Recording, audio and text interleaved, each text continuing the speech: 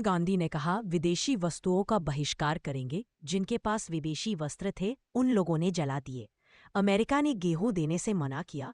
शास्त्री ने कहा कि सोमवार को एक समय खाएंगे। देशवासियों ने व्रत रखना शुरू कर दिया।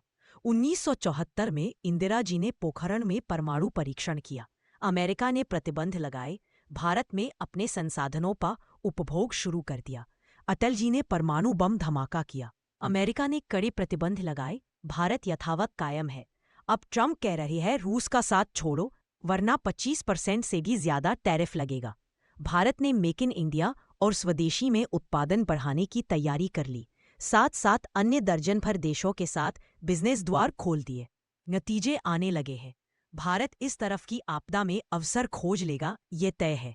टैरिफ की आपदा को वरदान बनाने में जुट गया भारत।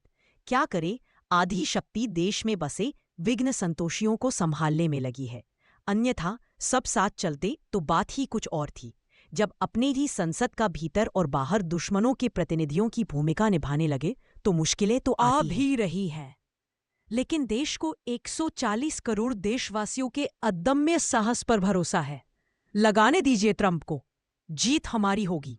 कुछ अपने बेगाने हो गए तो क्या, जनता उन्हें पहचान गई है। वक्त आएगा तो करेगी एक एक का हिसाब। करती भी आ रही है। समय समय पर अपनी ताकत का प्रदर्शन करती भी रहेगी। सब आश्वस्त हैं। अब ये क्या बात हुई कि ट्रंप भारत पर टैरिफ की घोषणा करे, सीज फायर कराने की झूठे दावे करे और हमारा विपक्ष खुशियां मनाए।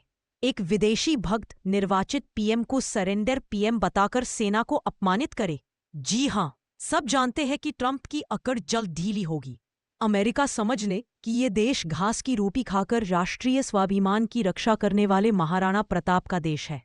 मैं अपनी झांसी नहीं दूंगी कहने वाली रानी लक्ष्मीबाई का देश है। वीर शिवाजी और शांभाजी महाराज का देश है। यह भामाशाहों का देश है। हकीकतराय और भगत सिंह का देश है। तुम हमें क्या डराओगे ट्रंप? तुम्हें गलत फहमी है कि भारत के चंद गद्दारों के दम पर तुम भारत जैसे विशाल देश को बेदम कर दोगे, अस्थिर कर दोगे। कुछ नहीं कर पाओगे। हाथ मलते भाग, वैसे ही जैसे अफगानिस्तान से भागे, वियतनाम से भागे।